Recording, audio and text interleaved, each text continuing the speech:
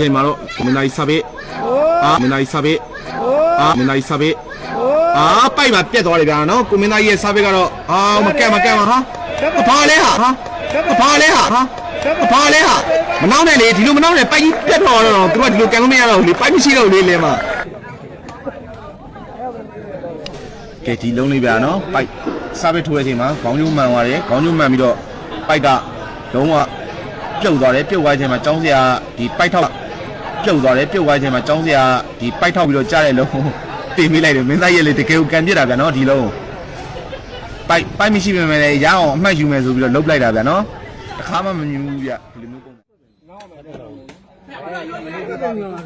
ကဲတမဆိုင်ရရတူတော်လို့နော်ဝိုင်းလက်ပါဗျဘာပူရီစေးပါလား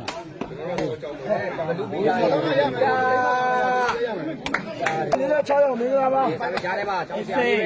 ကျွန်တော်ဒီကမြောက်ပြည်ကျောင်းဆရာဟောပါလေနော်ဟိုဒီစာပစ်တယ်လည်းမပေါက်ဘူးနော်ဒီဘက်2ယောက်ကိုဥပြောင်းသား3ယောက်ဒီဘက်ကဥပြောင်းသား2ယောက်တော်တော်ဒီလိုပေါက်သွားပြီဟောလေအစေးကလေးဒါကြံပြန်ပြီဟိုးလက်ဝဲပါလေးတော့ပါနော်1 2ပါဗျာနော်တော့ဘယ်လိုလဲလေးပြုတ်လာတယ်ဆရာလေးဒီကကိုမင်းသားယူရတယ်ခရိုးရရှဲရကဟိုးဟိုမှာကျုပ်ကနော်ခရိုးကန်ကြီးရတယ်တဲ့ရရသူကစားရတယ်ဆိုတာဝမ်းလက်ပါဝမ်းလက်ပါလက်ပါဟောလာအောင်အော်စာပူလိုက်နော်တဲလို့မရတော့ဘူးမရဘူးဒါလေးပါဒါကိုပေးသားကြီးဟောပါဆောင်းတဲ့ချိန်မှာလက်ထူပါနော်လက်ထူပါဗျာဟိုဒါပြီးလေးပါလားတော်စေကြာလေးပြီးသွားပြီထောင်လာတယ်ကိုပေးသားကြီးခေလို့ဟိုးကောင်းပါလေဗျာနော်မှန်ပါတယ်တခြားကြီးရှက်တယ်တခြားသိနေဟိုးကောင်းလုံးပါဗျာနော်ဆရာလေးခွေးကိုတော့ဖမ်းတယ်ဟုတ်တယ်ဗျာဝေးပြပဲကိုမင်းသားရဲ့တဲ့လောက်ဆော့မယ်လေးသားပါလေကိုမင်းသားရဲ့တော်လေးထောင်သားလေးမင်းသားရဲ့စားပေးပြကျောင်းဆရာဟိုးကောင်းလုံးပါလေနော်စားပေးချိန်မှာဟုတ်တယ်ဟိုးဒီလက်သွားပြီနော်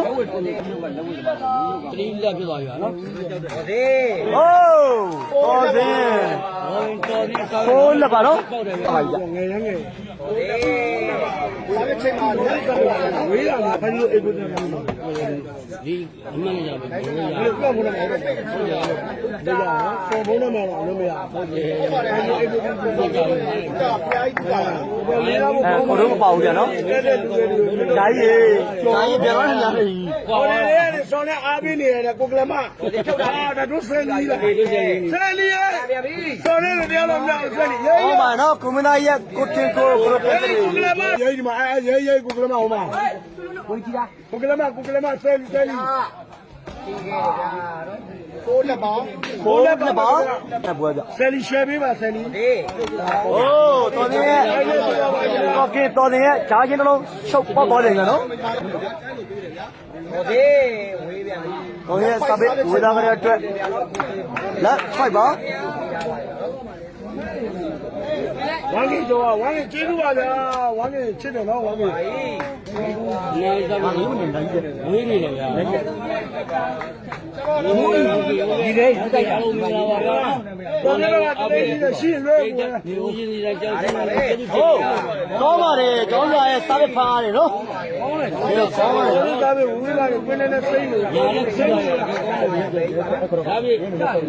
ခုလိုဝမ်းကြီးကျော်ကျွန်တော်လည်းဥပဒေနဲ့တင်ဆက်ပေးနေတာရောအရချင်းလို့တင်ဆက်ပေးနေတာဝမ်းကြီးကျော်နော်ကျွန်တော်ကချင်းပွဲရတာကိုမကြည့်ရပဲနဲ့ဒီပေးတဲ့ဒီကိုခေါ်ပြီးပေးနေရမှာခင်ဗျာနိုင်ကြီးပါလေဒါကိုကျွန်တော်မဲပေါက်ပေးလို့ရှိရဥပြောင်းလက်ကနေမဲပေါက်ပေးလို့ရှိရဘာကောင်းပါလဲတဲ့ကစားသမားအိမ်ခေါ်ပြီးပကံစီခိုင်းလို့ရတယ်ဥပြောင်းလက်ကဥပြောင်းလက်ကတဲ့ကစားသမားအိမ်ခေါ်ပြီးပကံစီခိုင်းလို့ရတယ်တဲ့လားဝါဟိုး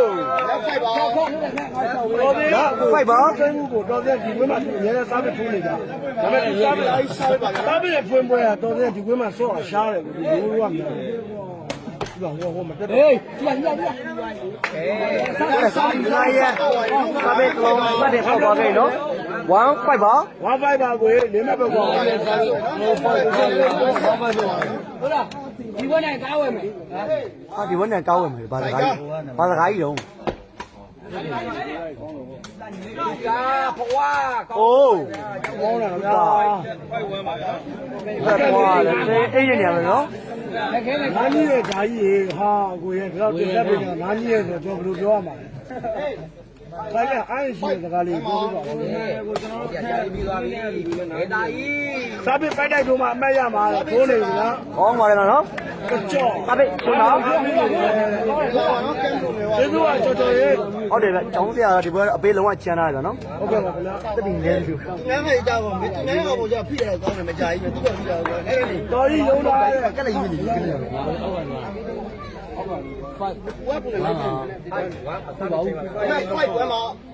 1 1 မှာโอ้တော်ရဲ့စာပေလုံးထက်မှပေါက်သွားကြပြီနော်စာပေလုံးပေါက်သွားပြီဗျာတော်စစ်1မှာကနော်အားလုံးပဲโอ้တော်စင်စာပေနှလုံးကြလိုက်တော်စင်ရတော့ကိုမင်းသားရဲ့ဘယ်တိုင်းမှာစာပေလုံးထက်ပေါက်ပြန်ပြီနော်သူဒီကြရင်လိုက်ရ7 1မှာဟိုးတော်တယ်တိုင်းပြီခင်ဗျာတော်တယ်စာပေဒီရလဲတစ်ဖက်ကလာသမားတော့တကယ်အလုံးရှုပ်စီရနော်7မှာ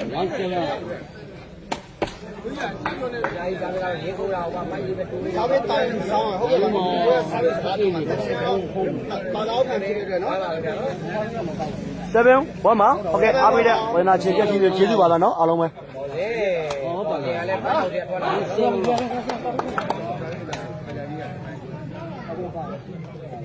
ဆရာလေးတဲ့ရိုးရမပြတ်ဘူးနော်ဘာပြောရမလဲဘူးဝေးရပြီလားနော်7 1မှာတောက်ကြတယ်ကြောင်းကြံပြီးသွားတယ်မေလာကြီးကောင်းတော့ဒီကြီးကိုမနာရဲ့ခရုကညက်တယ်လုံးဝပြင်းထန်လုံးနေတယ်နော်မေလာကြီးတိုင်မောက်ခေါ်လာရနော်ဆရာလေးကအပေးချမ်းတယ်တဲ့ဆရာလေး17 7 1ပါအာရော6ချပေးနေတယ်နော်ဒီလိုက်စားပေးနေတယ်မလုပ်ပြအေးပတ်တယ်လားအပတ်အေးတာလားဟုတ်ပါဘူးဆရာကြီးကွာထုတ်ထားပြီတော်စင်ကဲတယ်ပါတော်ပါလေဗျာ sorry ဒီပါဦး17ပါတောင်းလေးမလုပ်ကြပါနဲ့မလုပ်ပါဘူးလက်စင်ကကိုတပိုင်ပဲပြလိုက်ဟေးကိုတပိုင်ဘိုးကြီးဘိုးကြီးကိုတပိုင်မှာကိုတရဲ့ဆက်ပဲလို့ပေါက်သွားတယ်ကိုတပိုင်မှာ27ပါဗျလေကြီးလေးပြောပြပါလားလေကြီးလေးကခက်က29ကျန်ဘယ်နဲ့ရချီဒါကွန်မနာကြီးဟိုဘက်ရောက်သွားမှာဆိုတော့ကျွန်တော်ဖုန်းနဲ့ view ဆိုင်မယ်ဗျာနော်ကွန်မနာကြီးကန်ချက်တွေထောက်တွေကိုင်းမယ်ဗျာနော်ဖုန်းနဲ့ view ဆိုင်မယ်ဝေးတယ်ဒီစာပေကတော့ဝေးသွားတယ်ဗျာနော်ဒီဘက်ကတော့စာပေပေါ့မှာနိုင်ပဲပွဲရဗျာနော်ဘာလို့လဲဟာရတယ်ပြောပါလေမင်းသားကြီးစာပေတော့အရန်ကောင်းလို့ပါလေဗျာနော်ကဲ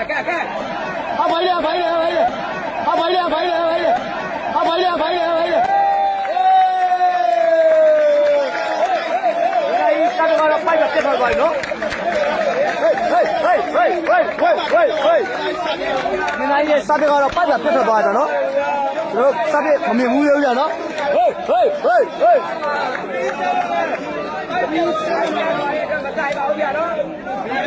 ဲတော့ကလာသမားနဲ့ဒိုင်နေဘယ်လိုညှိကြမှမသိပဲနော်ကွန်မန်သားကြီးရဲ့စာပေကပိုက်ကပြတ်သွားတယ်လားပိုက်9မိနစ်ပါပိုက်ပြတ်သွားတယ်ဆိုတော့မလွယ်ဘူးနော်ဒီတော့ပြတ်ပြင်တော့ကောင်းတော့နေတယ်ကွာကောင်းတယ်ရေမန်းလေးကောင်းပြီးထိုင်နေတယ်ဘိုးကြီးကွန်မန်သားကြီးပိုက်ပြတ်တော့မှနော်ရိုက်တုံးမယ်ဗျကျောင်းတရားလေးအမိရဖမ်းပြီးတော့ထောင်ဝေးပါတယ်ဗျာအသက်လိုချင်လားမလိုချင်လား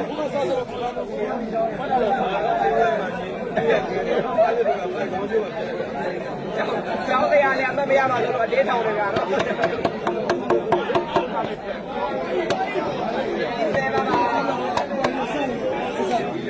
အ အားလုံးပဲခဏခဏလေးစောင့်မှာနော်ပိုက်ပြက်သွားတယ်နော်ကဲပွဲပြန်စပါဗျာနော်3 7ဟုတ်ပါလားလေကိုကြီး37ပါဗျာနော်7 3ပါဘယ်လိုရရတဲ့ဘောင်းဆုံးကိုမင်းနဲ့ ဘုတော့အလုံးမဘုတော့ထိုင်းမှာမဲတာနေ ရဲဘုရားဘု ထိုင်းကောင်ဟိုဘုတဲ့လေကြောက်တာဟိုဒါရောလင်းနဲ့သုံးလုံးပွဲတည်းပေးပါဦးကြောင်းသုံးလုံးပွဲဆိုရင်ကျွန်တော်တို့3နှစ်ပေးရတော့မယ်ဟုတ်3နှစ်လောက် ကိုလာရဲ့ခရိုကန်ကြီးလုံးဝအကျွတ်စီမယ်နော်ဒါကြီးမပါဘဲနဲ့ဒီတော့ပေးတယ်ဂျပန်ကတော့ကိုမင်းနဲ့စားတွေ့ဗျာဆုံးပေးပါလေဘာဆောင်လဲငါပေးတယ်ငါလည်းစောင့်နေတယ်ငါလည်းမကြိုက်တာလေနင်းရတယ်ဘောဘာလဲမကြိုက်တာ7 3ပါကိုမင်းဆေးရဘက်ကလာတာဟိုးတော်စင်ဘယ်ဝတ်ချုပ်ရတော်စင်စားပြကတော့စီးဖို့တိကျသွားပြီဗျနော်ဟိတ်ပြီးတော့ဟိုလူကဒီဘက်ရောက်လာပြီကဲဒါဝါသနာချင်းလေးစားပြတွေဝင်းပေါင်ကြီးအဖြစ်နာကျွန်တော်တက်ရှင်းလေးပွားရှင်းလေးကြည့်နေရမယ်နော်ကိုမင်းတိုင်းဟိုဘက်ရောက်သွားတယ်ကျွန်တော်တို့ဖုန်းတွေထောက်တဲ့ဂီးဆိုင်မယ်ဗျဗာလဲ3 8ပါ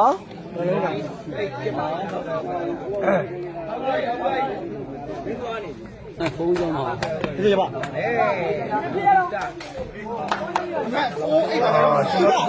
မင်းကိုရုံမောင်ရပါဘွားကြောင်ပဲမင်းကိုကြီးမလို့ပါနဲ့သွားမရပါဟုတ်ပါရဲ့ဟုတ်ပါဗျာနော်ကျွန်တော်ဆဲလူပဲဘန်းတာပါနော်အိတ်ပါဗျာနော်အပေးချမ်းလို့လေမိမကြနေရပြီဟာဘာဒကာကြီးလေဟာတော်ကြီးဘယ်ဘက်မှာအိပါဟိုဘက်မှာအားထင်းဆိုတဲ့နာမည်စလုံးကြီးနဲ့ဒီတိုင်းသွားကတ်ထားမယ်ကောင်းနေရှုံးအောင်ကျေးဇူးအများကြီးတင်ရှိပါတယ်ဝေးတော့လေးရှင်းလေးလုပ်ပြီးအားပေးကြဖို့လည်းဒီကရတဲ့ကို39ပါပါဝါမပါလားရယူတောင်းမလားရင်းကြီးကိုယ်ချင်းကတော့ဗျာနော်ရင်းကြီးချအဲ့ဒီအဒီပဲပြင်ငါ့ကိုဟမ်အေးယူရငါးလုံးโอ้စစ်အိပ်ပါနော်မင်းသားကြီးစားပြတော့3လုံးစိတ်ပါမင်းသားရဲ့စားပြကတော့3လုံးတိတိပေါက်သွားပြီကြာတော်တော်လက်မတန်နဲ့ဥဆောင်နေတယ်တူးမိုးပါပြကလည်းနဲ့လေးတုံးကဆိုရင်ဟောတဲ့ဥကြောင့်မင်းလေပွဲရဗမာလဲဘလို့တဲ့မင်းကိုမေးတာလေအားရှိမှမင်းမှာရှိမှာဟေးအဲ့ဆိုရှာဘလူးလူတာလာလာလွတ်လေအေးစစ်ပါ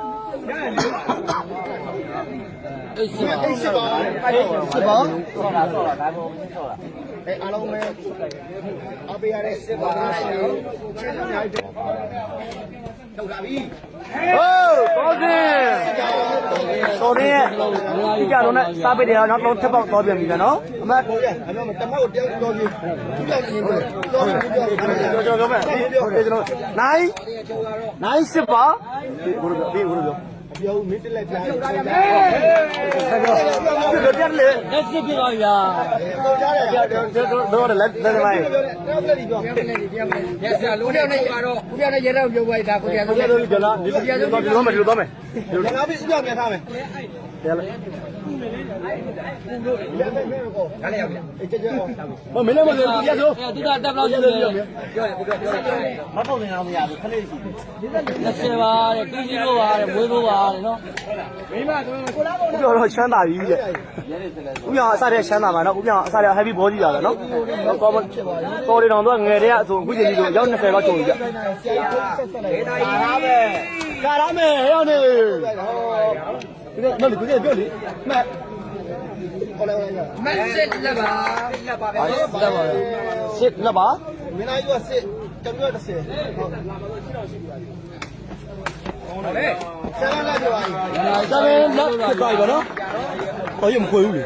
ကမင်းဘူးမပြောနဲ့ဟုတ်ကဲ့ကဲကွန်မနာရဲ့ဆယ်လက်လုံးပေါက်သွားပြီဗောနော်ဟုတ်ကဲ့ပါဗျာနော်ဝင်ကိုပြောတော့ပါ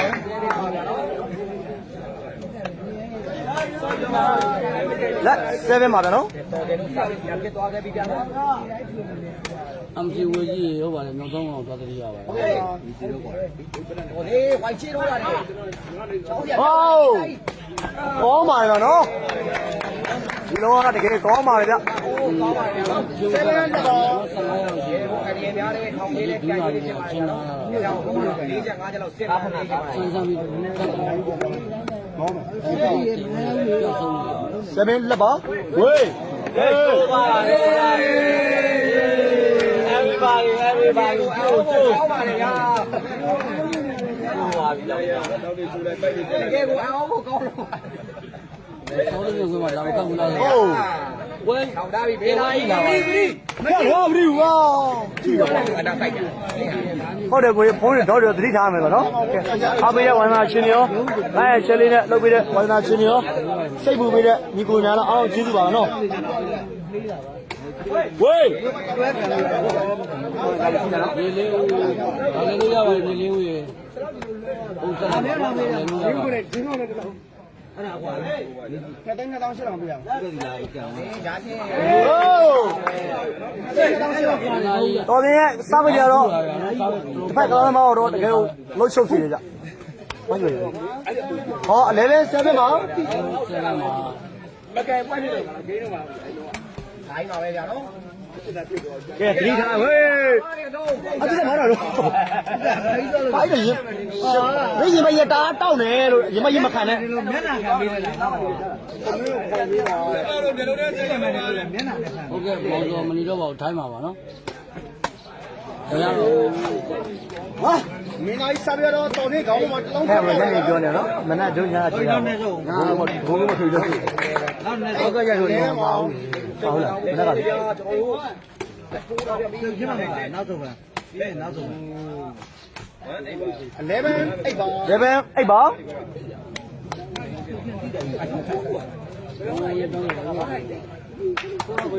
စိတ်တောက်ပါနေတဲ့အကြောင်းလေးဟုတ်ပါရဲ့မျိုးကြီးမလာလို့ထွက်သွားတာပါကမီမီဟာကောင်းပါပြီနော်ကင်မရာရဲ့ကန်ချက်တွေတကယ်ကောင်းဖို့တိကျလုံးနေကြဒါရတော့ခါမောင်းနေရောဘလိုတလားပေါ့ကဲပြီးတော့စာပေပြန်နေပါတယ်ဟဲ့လားရုပ်စုံနဲ့ကောင်မလေး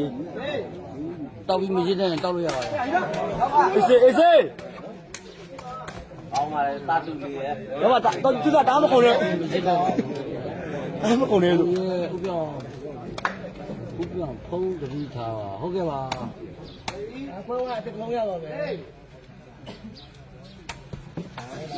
ဦးပြောင်ကလည်းမပညာတင်ခြင်းလို့ပါရလေးကိုရပါဘူးလဲနှလုံးလဲအပေါ်နှလုံးအလဲသုံးအောက်သုံးလို့ရတယ်ကုသရီတီရပါဘူးကျွန်တော်ဘယ်လိုလဲမကောင်းဘူးပတ်ညာတက်တယ်ပဲခေါ်ပညာတက်တယ်ပဲခေါ်တာကိုလက်ထက်မှာလည်းလုံးလေးနဲ့ချက်လောက်ကိုင်းတယ်ဒါဝေးလက်ပြည့်ဟုတ်တယ်ရပါစိတ်မချဘူးစိတ်မချဘူးကိုယ်ကတော့ကြောက်နေငါလည်းမင်းတို့ကခိုးလောင်းတာစိတ်မချဘူးရတယ်မင်းတို့ကငနီလောင်းတာရနော်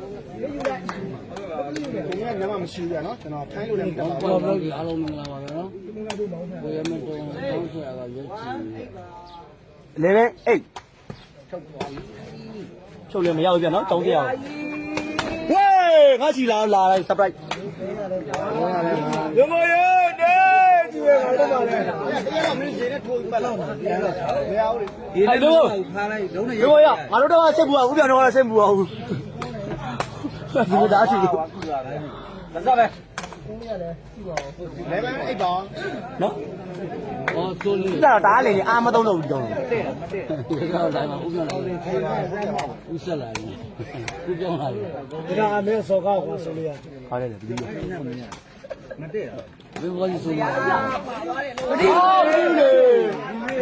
လေဒီလိုနဲ့မတိုးနဲ့ရအောင်စိတ်ပူရတယ်ဝါပါအဲ့11မှာတော်ရက်ဒီလုံးတိုးရမှာကွာမီးအောင်ဆုံးတဝုန်းတိုးတာဟုတ်ကဲ့ပါခတိထားပါ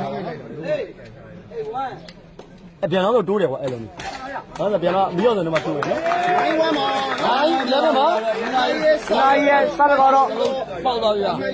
ဟိုလူပြောနေတယ်လူပြောမှာတကယ်ကိုကောင်းဖို့လာပါတယ်ပေါ့ဝါနေပါတယ်ညမမအောင်နေလို့ဒီရဲမှာတော့တမိုင်းကမင်းအောင်နေလို့ပြောကြမှာငါတို့ပြောအကန်ရအောင်လားမင်းကစက်ပြောတာငါလည်းစက်ပြောတာတောင်းပြောဆရာတော်ကပြောနေတယ်ဘယ်တော့ဖုန်းငါအမကလေးပဲអော်ပေးရဥပြောင်းအဲ့တော့ဘာလဲပါသားပါချက်လာဟိုးတော်ကြီးတော်ပါတယ်ဒီလုံးရတော့ကောင်းဖို့ပါရတော့တော်သေးထောင်သေးရတော့1နိုင်ပါလောက်လာ11နိုင်ပါ10သိန်း6သိန်းမဟုတ်ဘူးဒီလိုချတလီပြောလာကမခွင့်ရဘူးလီကြီးလားအသာ10သိန်း5သိန်းလားအသာပိတ်တာအမပြောဘူးဂျာရက်ပေးလို့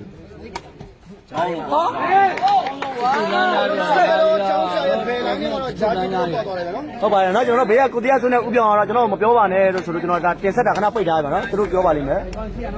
န်တော်နိုင်ကြီးလို့ဟာတဲ့အောင်လို့မရတော့ပါဘူးကြီးကဆက်ဆွနေတော်တို့ကနော်ပေါ့ဒီမထွက်ပါဘူးဒါပြီမေးသားကြီးဘလုံးကတော့တော်တော်လေးပြင်နေလို့ကျွန်တော်မနေ့ကမှဆိုပွဲတွေရှိပါရနော်ကျောင်းဆရာဖုံးကိုကဘလူတူတာပိုက်9ပေနှစ်စာပေအောက်ထိုးပါကောင်းလာပါကန်ချီတွေပွားချီတွေဟာဒါပြီးရင်တော့ကျွန်တော်တို့ကဘလူရွယ်နဲ့သူလိုက်လာလိမ့်မကိုကျော်ကြီးမင်းသားကြီးကျောင်းဆရာဂိုတီးတဲ့ပွဲလည်းရှိပြန်နော်အစ်စေးပြီးပါပြီမေးသားကြီးကောင်းပါလားနော်ကျူပါဘယ်တော့အမှန်ပြတာလည်းအမကလက်ကိုမသားပဲပါတာလက်ပဲပါရောက်ထားတယ်ထူတာလက်ပေါင်းတယ်ဗျာလက်ပေါင်းကျွဲလက်ပါဟုတ်ကဲ့ပါအားပေးပါနော်ဒီနေ့ကျောင်းစရာ10မှတ်တော်စင်ကဘလူတူတာတော့12မှတ်ပါဗျာနော်တစ်ပေါက်လုံးဒီနေ့တစ်ပေါက်တို့ပါနော်ဟုတ်တယ်ကိုမေလာကိုရဲတော့လိုင်းကြောင်းပါနော်ညနေဆိုပေါ်လို့ကိုမေလာတော့ရှိပါဘူးကြီးဟိုးဆိုရဲလုတ်စားပဲရှုပ်ချင်းတလုံးပေါက်သွားခဲ့တယ်နော်ဟု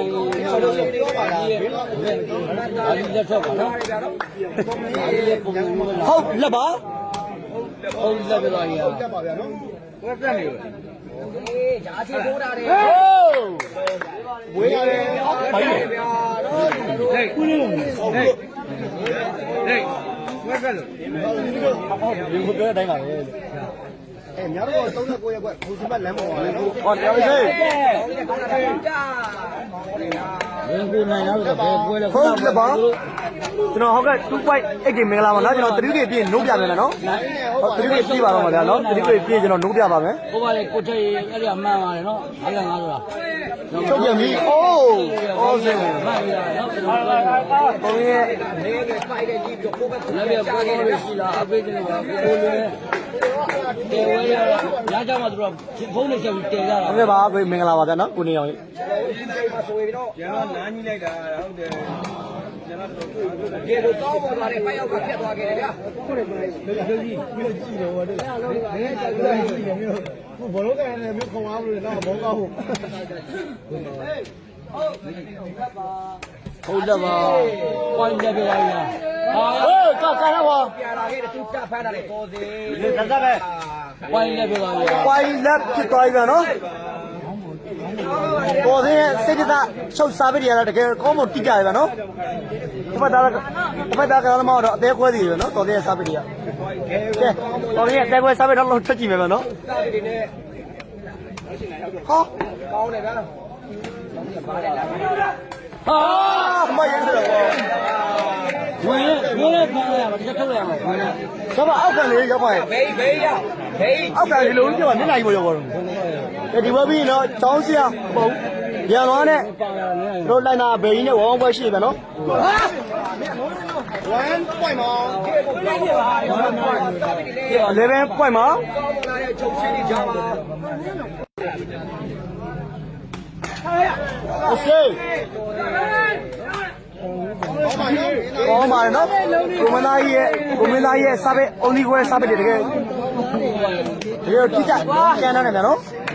ကျွန်တော်တို့ရှင်းပါလေကျွန်တော်တို့ကိုရီးယားနိုင်ငံမင်းသားကျော်လည်းရောက်နေဗျာနော်ဒီမှာဟောဥပြောင်းတစ်ပတ်မှာလည်းဥပြောင်းတစ်ပတ်မှာလည်းကိုရီးယားမင်းသားရှိဗျာနော်ကျွန်တော်တို့စော်ချုံထုတို့လမ်းကြီးဟိုးပြီးသွားကြပြီနော်ကျွန်တော်တို့ပြောပြမယ်နော်တော်လေးရဲ့စားပဲရတော့ပြီးသွားကြနော်မှန်ကတော့တောင်မူသားတွေညောင်းနေနေတာလေ15မှတ်17မှတ်အနိုင်ရရှိတော့ကျွန်တော်နိုးပြပါမယ်